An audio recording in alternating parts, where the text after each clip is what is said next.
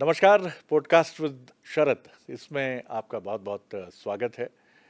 और जैसा आप जानते हैं कि इस हमारे पॉडकास्ट में हम कोशिश करते हैं कि कुछ इस तरह की पर्सनैलिटीज़ से आपकी मुलाकात कराएं जो बहुत अलग भी हैं। यानी कंटेम्प्ररी जो समकालीन समाज है या जो हमारा आज का दौर है, उस दौर में भी हम सब माफ़ कीजिएगा, सब धारा के साथ ही तैरना पसंद करते हैं। जिधर का रुख है, रुख हवाओं का जिधर का है, उधर के हम भी। लेकिन कुछ ऐसी शख्सियतें और ऐसे किरदार होते हैं जिन्हें ये पसंद नहीं होता। और आज इस कार्यक्रम में हमारे साथ अखिल भारतीय प्रशासनिक सेवा के मध्य प्रदेश काडर के जो सीनियर ऑफिसर हैं, उनके बारे में मैं बेहिचक कह सकता हूँ कि उनका मिजाज ऐसा ही है कि रुख हवाओं का जिधर का है, उधर के हम कभी नहीं। हम रुख के खिलाफ जाएंगे, और खिलाफ इस मामले में नहीं कि हम इंसानियत के साथ जाएंगे। उनकी बातों को बहुत गौर से सुना जाता है, और अब तो वो जिस तरह बोलते हैं तो पूरा समाज, मीडिया और उनकी अपनी फ्रेटर्निटी सब उनको ठिठक कर सुनते हैं कि वो कैसे इतनी हिम्मत भी ला पाते हैं अपने भीतर, और कैसे ये बात कह पाते हैं। और बहुत ही अच्छा एक इमिनेंट लिटरेचर का भी एक गुण उनके भीतर है। एक बहुत ही अच्छे लेखक हैं वो। 11 किताबें उनकी आ चुकी हैं, और किताबें भी ऐसी हैं कि जिनके टाइटल्स आप सुनेंगे तो आप चौंक जाएंगे। कहीं वो ब्राह्मणों पर है कि ब्राह्मण और ज्यूज़ जो हैं यहूदी, इनमें दोनों बड़े जीनियस होते हैं। इस तरह की वो बात करते हैं तो लोग चौंक जाते हैं कि ये क्या हो रहा है। अभी हमने बकरीद मनाई, लेकिन वो इस्लाम के फॉलोअर ज़रूर हैं, लेकिन उनका कहना है कि जीवों की हत्या उचित नहीं है। मुलाकात करिए, मेरे साथ हैं 2014 बैच के मध्य प्रदेश काडर के सीनियर आईएएस ऑफिसर, जो वर्तमान में डिप्टी सेक्रेटरी पीडब्ल्यूडी की भूमिका मध्य प्रदेश में निभा रहे हैं। सर, बहुत स्वागत करता हूँ। Niyaz thank Khan you so much. जी। Thank you so much. Niyaz sahab, आज थोड़ा आपकी पर्सनैलिटी के बारे में हम जानेंगे। जब जी। एक छोटी उम्र के न्याज खान, 11 साल 12 साल, और दुनिया को देखने का शऊर जिसे हम कहते हैं, वो शऊर जब आने लगता है तो इस दुनिया को देख के क्या जहनीत थी आपकी? क्योंकि मुझे लगता है कि पूत के पाँव पालने में ही दिख जाते हैं, तो कुछ अलग, जुदा, मुख्तलिफ तो ज़रूर होगा आपकी नहीं पर्सनैलिटी नहीं, में। मैं 10 साल तक इनिशियली गांव पे रहा। गांव में वो भी गंगा किनारे लाइफ रही मेरी। गंगा अच्छा किनारे अच्छा, था, उत्तर फतेहपुर डिस्ट्रिक्ट, प्रदेश। हाँ, इलाहाबाद के पास। हाँ। 2-2.5 किलोमीटर दूर गंगा। फिर कहीं ना कहीं मुझे लगता है उसके पानी का असर भी होगा।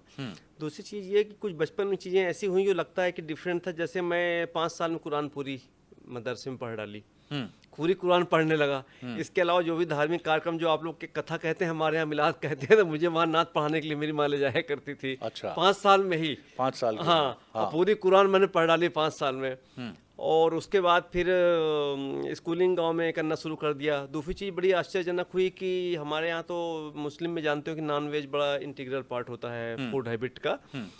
और मुझे लगता है कि सप्ताह में 2-3 बार तो लोग खाते होंगे एवरेज। हम्म। तो जब मुझे होश संभाला मैंने 5 साल का, हम्म। तो मछली वगैरह बनी थी तो मैंने मना कर दिया खाने से। तो उसमें मुझे एक कान पे घूसा भी पड़ा पीठ पे मेरे। अच्छा। तो मतलब ये कि मेरे जेनेटिक था, मेरे अंदर से था, जो मैं रिफ्यूज़ कर रहा था। हालांकि मैं खाया फिर मार से, हम्म। लेकिन मेरे अंदर जो जीन्स था वो वेजिटेरियन का था, वो खाना नहीं चाहता था। हाँ। और यही कारण रहा कि मैं विरोध करता रहा। तो धीरे से 10-12 साल के बाद फिर वो पूरी तरह से इंडिपेंडेंट हो गया मैं। फिर अच्छा, माँ की डेथ भी जल्दी हो गई थी, ओ। तो कोई दबाने वाला भी नहीं बचा फिर मेरे को। हाँ हाँ। 15 साल के जब मैं था, जी। तो उसके बाद तो फिर मैंने कभी हाथ तक इसको नहीं लगाया होगा। आज तक मैं देख भी नहीं सकता इस चीज़ों को। और बड़ा प्रेम करता हूँ, स्नेह करता हूँ चिड़ी पक्षियों से, पशुओं से बड़ा स्नेह है मेरे को। बड़ा दुलार करता हूँ पक्षियों।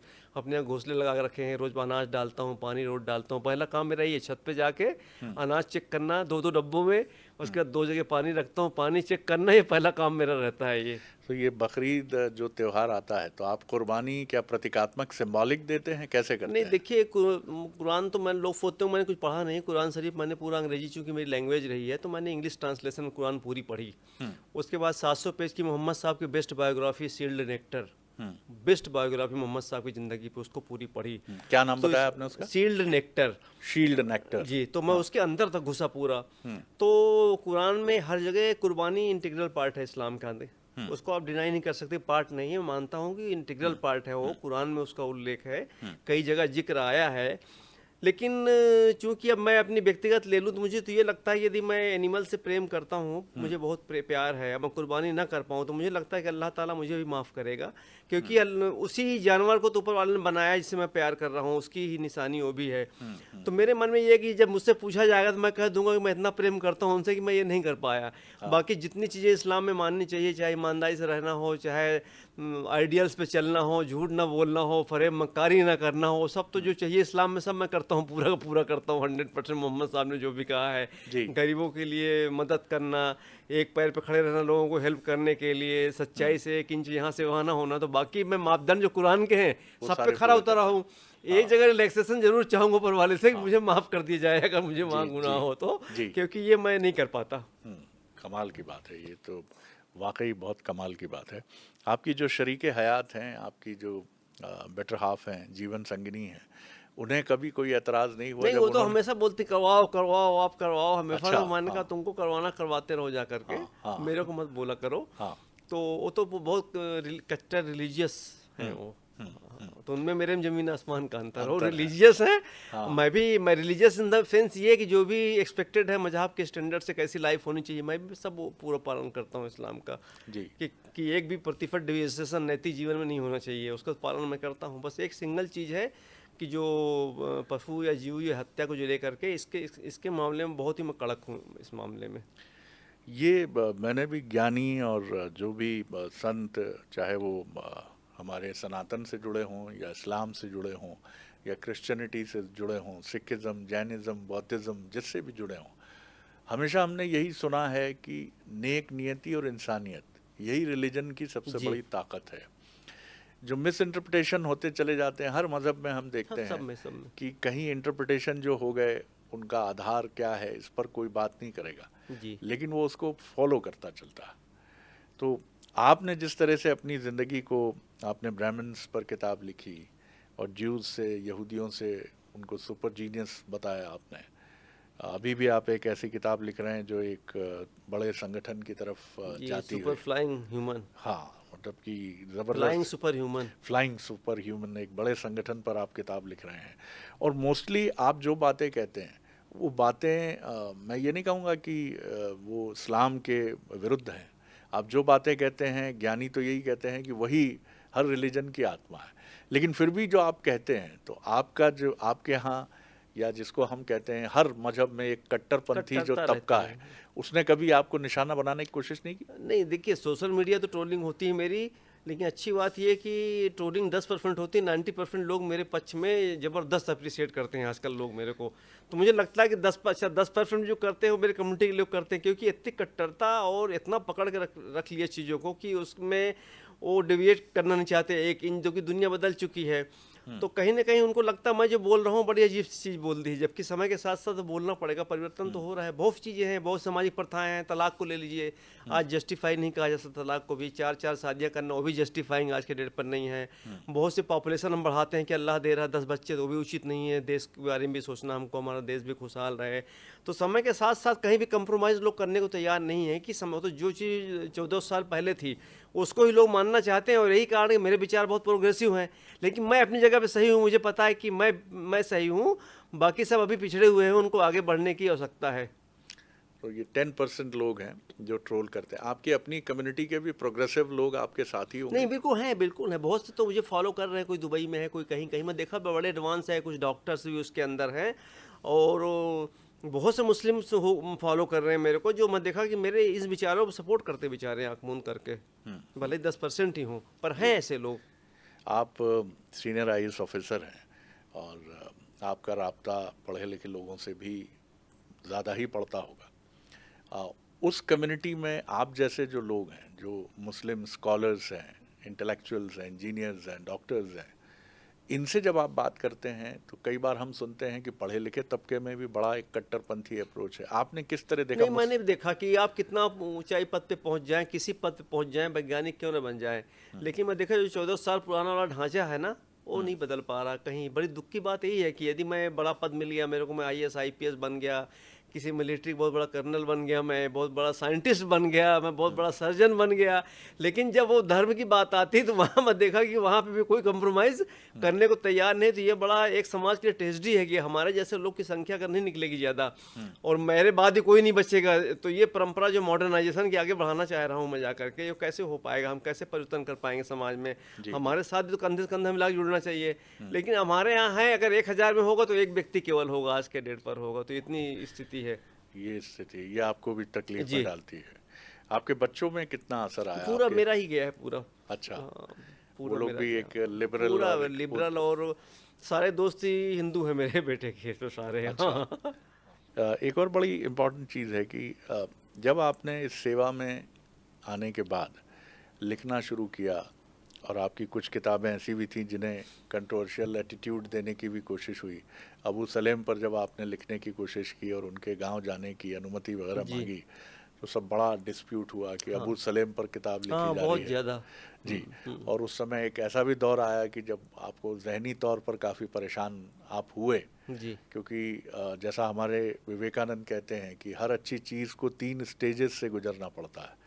सबसे पहली चीज़ होती है उपहास, हंसी उड़ाई जाती है, फिर विरोध किया जाता जी। है, and the third and last one is acceptance, स्वीकृति। करेक्ट। तो आप उन तीनों चीज़ों से गुजरे। आज आप एक मकबूल, अपने काम से ही मकबूल आईएएस ऑफिसर नहीं है, बल्कि एक बौद्धिक, बहुत खुलकर बात करने वाले, लिबरल एक व्यक्ति के तौर पर हम आपको देखते हैं। लेकिन वो उस दौर को आप याद करते हैं तो कैसे देखते हैं?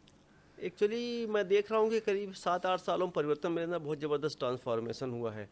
जैसे मैं जब 8 साल पहले गुना में एडीएम था, तो डंडे वाला रोल ज़्यादा था वहाँ पे, कि कभी ये कार्रवाई, कभी उस पर कार्रवाई, फला ढेका, और संतुष्टि भी उस पर रहा करती थी। हमने अच्छा काम किया, 3 करोड़ सरकार को दिला दिया, या तब 300 मुक्ति धाम बना दिया, हमारे डर से बन गए, तो बड़ा कंटेनमेंट महसूस हुआ करता था। लेकिन वहाँ पे प्रकृति, नेचर, इसको लेकर के मेरे मन में जितना अट्रैक्शन आज पहले नहीं रहा है। भोपाल में आने से फ़ायदा क्या हुआ कि प्रकृति में डूब गया पूरी तरह से। मुझे समझ में आ गया कि ये नेचर, प्रकृति, धरती, पहाड़, नदियाँ जीवन यही देती हैं, इनसे हम बच पाएंगे। और धरती जो हज़ारों साल तक इन्हीं से बची थी, और जब इनका विनाश करना शुरू कर दिया तो वैज्ञानिकों ने घोषणा कर दिया कि 6वां एक्सटेंशन हो जाएगा अगर मानव नहीं सुधरा, प्रकृति की रक्षा नहीं कर पाया, वो पानी नहीं बचा पाया, जंगल नहीं बचा पाया, तो मानव खत्म हो जाएगी हमेशा के लिए। घोषणा कर चुके वैज्ञानिक। ग्रेटा थनबर्ग जैसा नाम देखिए, कितना स्ट्रगल कर रही है यूरोप के अंदर, छोटी सी लड़की 18-19 साल की है वो। बिल्कुल। तो मेरा सबसे बड़ा फ़ायदा क्या हुआ कि मैं प्रकृति की ओर झुकाव मेरा ऑल ऑफ सडन हो गया, और प्रकृति में ज़बरदस्त प्रकृति प्रेमी हो गया, पशु प्रेमी पहले से था ही मैं, लेकिन मेरा फोकस्ड हो गया इधर। तो मेरे व्यक्तित्व का ये सेंटर पॉइंट आ गया है आकर के। नेचर, प्रकृति, जल संरक्षण, प्रकृति का वातावरण का सिंपलिसिटी रहना, जैसे एसी का उपयोग ना करना, पानी के एक बाल्टी में ही नहा लेना, कपड़े ज़्यादा 8-10 जोड़ना रख कर 3-4 जोड़े कपड़े पहनना, क्योंकि इंडस्ट्री में जहाँ बनता है अधिक से अधिक चीज़ें, वहाँ पोल्यूशन पैदा हो, ज़्यादा पहनोगे आप तो ऐसा करके मैंने अपने पर्सनैलिटी को 8 सालों के अंदर पूरी तरह से पर्यावरण में डाल दिया। अब ये पर्यावरण मेरे लाइफ का जो है लक्ष्य हो गया, जीवन का सेंटर पॉइंट है अभी तो ये। आपके पास कितने जोड़ी कपड़े हैं? मैं 4 जोड़ी रखता हूँ बस एक साथ। 4 जोड़ी बस कपड़े? 4, फिर उसको खरीदता हूँ जब वो पुराना हो गया, फट गया तो। बहुत जब पहले तो बहुत रखता था, 8-10 रहा करते रहे होंगे जूते। हाँ। 5-6 रहते थे। अब मेरे यहाँ 2 ही जोड़े जूते मिलेंगे आपको। और 4 जोड़ी कपड़े 4 जोड़े कपड़े बस। और एसी वगैरह का कम से कम उपयोग एसी करें? तो लगा कभी 1-8 घंटे चलती होगी, बंद रहती है एसी पूरी मेरे यहाँ पे। अच्छा। और ऑफिस में? ऑफिस में बंद रखता हूँ मैं। अभी आप जाएंगे मेरे यहाँ तो आधा घंटा चला करके हाँ। ठंडा हो जाता है कमरा। वैसे पूरा बल्ला भवन ठंडा रहता है, सेंट्रलाइज्ड हाँ। एसी है। हाँ। तो मेरे कमरे में आधा घंटा चलता होगा, 15 मिनट, फिर पूरा दिन पंखा चलते रहता है। पंखा चलता है। जी जी, वाह। तो पर्यावरण को मैंने डेडिकेट कर दिया लाइफ अपनी।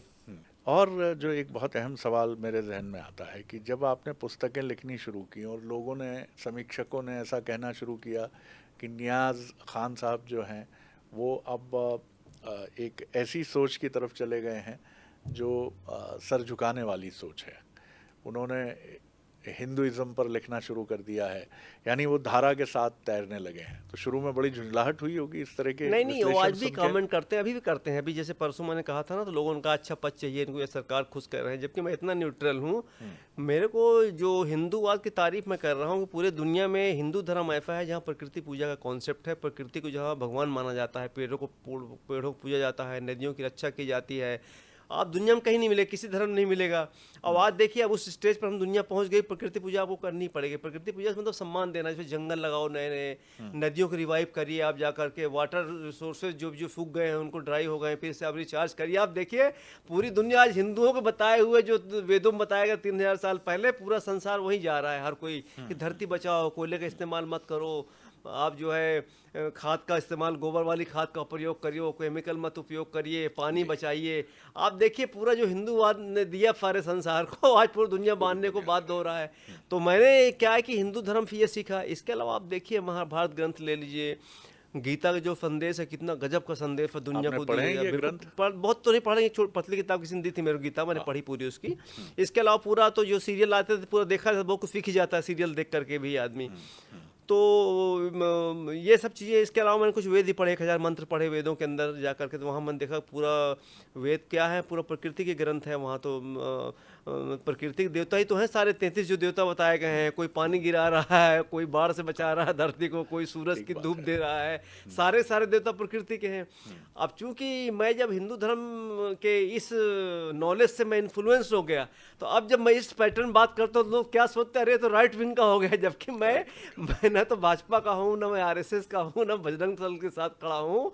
सनातन संस्कृति से प्रभावित हूँ, सनातन आइडियाज से मैं प्रभावित हूँ, तो मैं उसकी बातें करता हूँ। तो लोगों को बड़ा भ्रम हो गया, अरे नियाज खान का तो जो है अपना आइडियोलॉजी बदल गई, पहले ये लेफ्ट विंग में था, अब जाकर के ये राइट, जबकि ऐसा कदापि नहीं है। ये तो आज भी जहाँ भी सदियों अन्याय होगा, मैं आज ही बोलता होता हूँ, मैं आपको, मैं ट्विटर में देखेंगे ना, बीच बीच में जब मेरे मन में वेदना कहीं होती है तो मैं वहाँ निकाल देता हूँ मैं अपनी वेदना आज भी। हाँ बिल्कुल ठीक है, और ये सदियों पहले भी होता रहा है। दारा शिकोह को हम हाँ। क्यों भूल जाते हैं, जिन्होंने उपनिषदों पर बड़ा काम किया और उनकी तर्जुमानी की, और बहुत मुरीद रहे वो इंडियन हिंदू कल्चर को लेकर के, उनके अंदर जबरदस्त वही जुनून था वो। जी जी।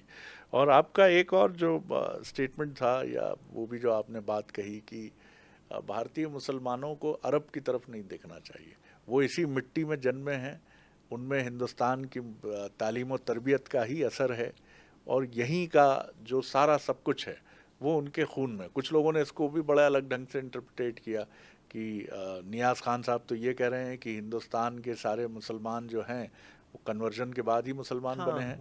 जी देखिए मैं बताऊं आपको, बड़ा मैं इसमें एक किताब में लिखा भी है किसी ने, ब्राह्मण गेट में एक चैप्टर लिखा मैंने अरब के मुसलमानों के ऊपर। बेसिकली तो सारी दुनिया जानती है, मैं क्या अनपढ़ व्यक्ति को पता है कि मक्का मदीना से निकला था इस्लाम, मोहम्मद साहब वहीं कैसे थे, मक्का मदीना ही जो सेंटर था। तो मुसलमान जो इस्लाम धर्म पर निकला है वो अरब से निकला है, फैलते चला गया है। तो हम सब के सब हिंदू थे, हमारे जेनेटिक समानता आपके साथ मिलेगी, अरब के साथ कभी नहीं मिलेगी। आप डीएनए जीन्स जब जांच करेंगे अरब के, तो डेफिनेटली जीन्स सब कुछ, जीन्स जेनेटिक कोड में ही सब कुछ छुपा हुआ है, डीएनए जीन्स के अंदर सब कुछ है। आप अरब का जब जीन्स की जांच करेंगे तो डिफरेंट कैरेक्टरिस्टिक्स मिलेंगी, जब भारतीय करेंगे तो हिंदुओं के साथ मैचिंग करेंगे यहाँ के हिंदुओं का। तो मैंने वही कहा था। दूसरी चीज़ है, देखिए अरब के पास आज के डेट पर पैसा बहुत है पेट्रोल के कारण, लेकिन दिमागी तौर पर सबके सब खोखले हैं, कई शादियां करते हैं, धर्म से दूरी बना ली है, पैसा पानी तरफ फूंक रहे हैं, जबकि इस्लाम में हराम है पैसा इतना फूंकना। सोने के शौचालय उपयोग कर रहे हैं, क्या गुनाह नहीं, कि हराम है सब चीज़ें करना, जाकर धन का दुरुपयोग करना, धन को दिखाना, ये इस्लाम के अंदर बहुत बड़ा गुनाह है। तो पूरे अरब के मुसलमान दुनिया क्या देख रहे हैं, मुझे तो लगता है कि खुद ही इस्लाम खो बैठे अरब वाले। अब सारा इस्लाम ढो रहे हैं, जो भी गैर मुस्लिम में जो कन्वर्ट हुए हैं वो इस्लाम ढो रहे हैं। अरब वालों को पैसे के अलावा कोई मतलब नहीं, सुख से, अपने सुख के अलावा अरब वालों को आज के डेट कोई मतलब नहीं। तो वही मैं बीच बीच कहते रहता हूँ कि आप अपना आइडियल या मॉडल मत बनाओ अरब लोग को, उसे कुछ नहीं मिलेगा, ज्ञान वान कहीं कुछ नहीं, पढ़े लिखे कुछ नहीं है, वो तो तनख्वाह पद निकाल देते हैं, बाहरी लोग काम करते हैं, उसी सैलरी दे रहे हैं, पेट्रोल निकाल के बेच रहे हैं, खा रहे हैं। जिस दिन पेट्रोल खत्म हो गया फिर कटोरा लेके नीचे सड़क पर आ जाएंगे जाकर के।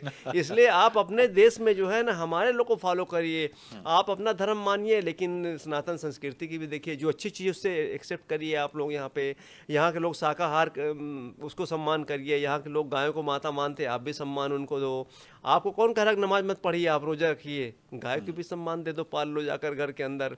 हिंदू भाइयों ज़्यादा नहीं करता रहिए। आप अरब की नकल करके क्या करो, कई बार देखता हूँ भाई ईद बकरीद में कि कुछ लड़के कपड़ा पहन के आते हैं अरब वालों का, पूरा साफा बांध लेंगे, पूरा उसको चेचिया और थाप बोलते हैं।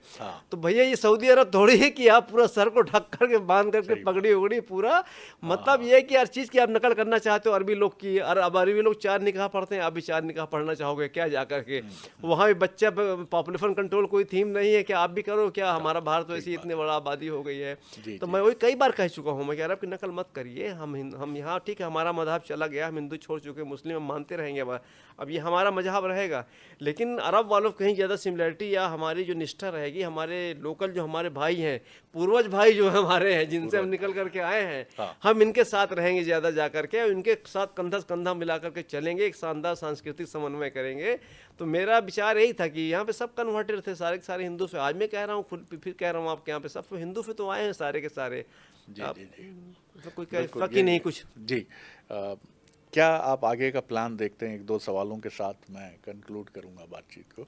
आगे आप क्या प्लान देखते हैं अपनी ज़िंदगी का, ख़ास तौर से रिटायरमेंट के बाद? अभी तो वक़्त है आपके रिटायरमेंट में। मैं देखिए, मैं बता दूं आपको, अभी तक तो मेरे मन में कैलाश सत्यार्थी जी से जुड़ा हुआ बहुत हूँ, तो हुँ, बड़ा पारिवारिक हूँ। मुझे वो अपना भाई ही बोलते हैं, कैलाश सत्यार्थी। जब भी कहीं मिलते हैं तो इंट्रोडक्शन भाई के रूप में देते हैं। अभी मैं गया हुँ, भी था हुँ, जयपुर, तो वहाँ भी इंट्रोडक्शन दिया फॉरेनर्स के सामने। हुँ, तो बड़ा उनके परिवार से निकाला, उनके आदर्शों का बड़ा कायल हूँ मैं। जिस प्रकार से संघर्ष किया उन्होंने ज़िंदगी में, उनकी हुँ, बायोग्राफी भी मैंने पढ़ी, कि अपने आप में बहुत बड़ा रोल मॉडल हैं। तो चूंकि वो 140 देशों के लिए काम कर रहे हैं आज के डेट पर, तो मुझे भी लगता है कि मैं भी बच्चों की सेवा करूं। तो फिलहाल तो 5-7-8 साल से उनके साथ जुड़ करके मैं, दिमाग में मेरे ये है कि मैं भी बच्चों के लिए पूरे दुनिया की कुछ योजनाएं बनाई जाए, कुछ अच्छा काम किया जाए। फिलहाल तो ये है। अब कई बार क्या होता है, लक फैक्टर होता है कि कई बार आप निकलने के बाद हो सकता है कोई दूसरा लक फैक्टर आ जाए, या कुछ और और चीज़ किस्मत हो आप पे जाए। करवाना चाह रही हो। पर अभी तक पॉलिटिकल, कई लोग पूछते हैं मेरे से, कहीं पॉलिटिक्स में जा रहे हैं क्या, तो मैं कह दिया अभी तक मेरे दिमाग में नहीं है ये आइडिया, दूर दूर तक नहीं मेरे मस्तिष्क में है। जी, एक जो भी है धुंधला सा एक आइडिया मेरे पास, वो करूँगा। पर ये घर में नहीं बैठूंगा, क्योंकि पर्यावरण के लिए तो मुझे बहुत कुछ करना है। पर्यावरण मेरे जीवन का हुँ, लक्ष्य है। पर्यावरण, धरती, शाकाहार, ये सब चीज़ें इतने बड़े सब्जेक्ट हैं ना कि पूरी ज़िंदगी काट सकते हैं एनजीओ के साथ जुड़ करके आप। हुँ, आप हुँ, धरती पे वृक्ष लगाने के लिए, पेड़ बचाने के लिए, इतना अपने आप में बहुत बड़ा मिशन है, बहुत बड़ा। ढेर सारे एनजीओ बेचारे चल रहे हैं, अच्छा काम कर रहे हैं। आप जीवन डेडिकेट करिए समाज के लिए। हुँ। आप अगर 10 पेड़ लगवा देते हैं, जीवन सफल हो जाएगा आपका लाइफ के अंदर।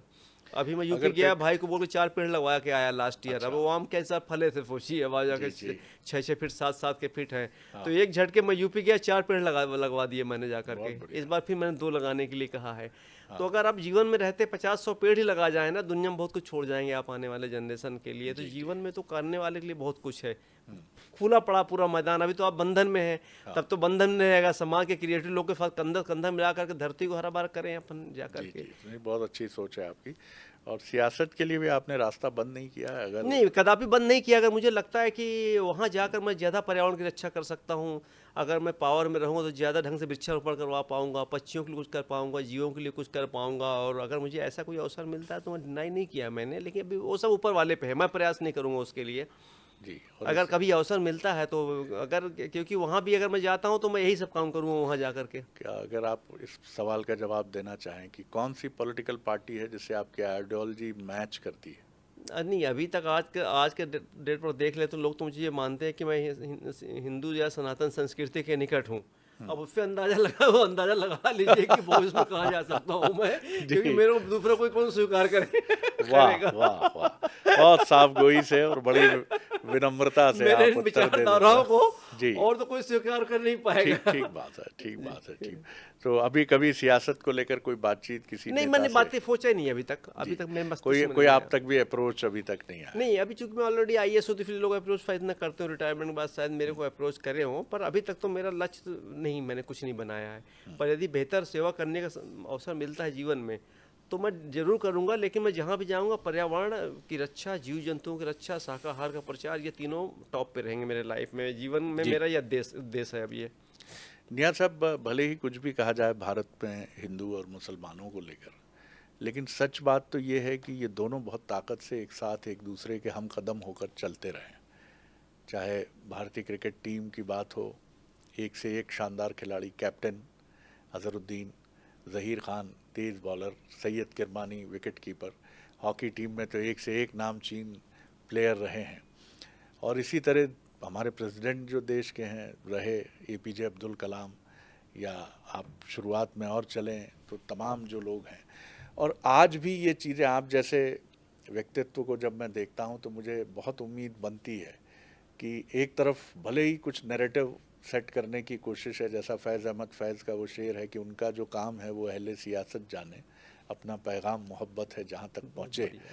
तो यही पैगाम हिंदुस्तान की सरज़मीन से उठता है, चाहे 1857 की लड़ाई हो, 47 की लड़ाई हो, या आज भी मैं देखता हूँ कि AIMIM के ओवैसी साहब, जिनके लिए कुछ भी कहा जाए, लेकिन आज वो जिस तरह भारत के देशभक्ति के नाम पे आप चैलेंज नहीं कर सकते चैलेंज उनको। नहीं कर सकते, चाहे वो हमीद साहब हो हमारे, जिन्होंने 65 में पैटर्न टैंक्स नष्ट नहीं किए थे। देखिए, अल्टीमेटली जी, जेनेटिक तो समानता सब एक ही है ना, हम लोग यहीं के तो रहने वाले हैं, डेफिनेटली हमारी निकटता इनसे ही तो रहेगी, और कहाँ इनसे ही जाएगी। रहेगी। बहुत कोई खूबसूरत कोई बात है। सऊदी अरब या इराक वालों थोड़ी रहेगी। जी, हम इनके बीच में रह रहे हैं, यहीं प्यार मोहब्बत करेंगे, यहीं कंधा से कंधा यही मिला रहे। के चलेंगे, यहीं लड़ाई कर लेंगे, यहीं प्रेम से रहेंगे, मुसीबत में जुड़ जाएंगे, क्योंकि जी, हमारे भाई तो यही है सारे के सारे। वाह! इसलिए तो स्वाभाविक है ये। जी, बहुत शुक्रिया करूँगा, और आपकी आगे की जो जर्नी है, उसके लिए मेरी बहुत शुभकामनाएँ नियाज़ थैंक यू साहब। सो मच शरद जी, आपने बुलाया। बहुत साफ़गोई से वो बहुत सारी बातें कहते हैं जो जिन्हें आपने इस पॉडकास्ट में सुना है। तो इन बातों को गुनते रहिएगा, सुनते रहिएगा, और साथ ही सूफ़ी संतों की और कबीर की उस परंपरा को भी याद करिएगा, जो इस भारत की मिट्टी से उठती रही है और हमेशा ये उम्मीद की किरण लेकर चलती रही है कि लड़ना और उलझना किसी समस्या का हल नहीं है। ईश्वर को जिस रूप में आप देखते हैं, उसी रूप में हम भी देखते हैं, लेकिन ईश्वर का रूप एक ही है। तो उसके रूप को लेकर अपने धर्म या अपने धार्मिक विचार को सर्वश्रेष्ठ बताना कहीं ना कहीं सवालों के घेरे में आता है। लेकिन ये हर किसी का एक अधिकार भी है कि वो देखे, लेकिन किसी पर थोपे नहीं, ऐसी भी उनकी मान्यता है। तो पॉडकास्ट विद शरद में इतना ही। अगली बार एक और किसी ख़ास शख्सियत को लेकर आपके सामने हाजिर होंगे।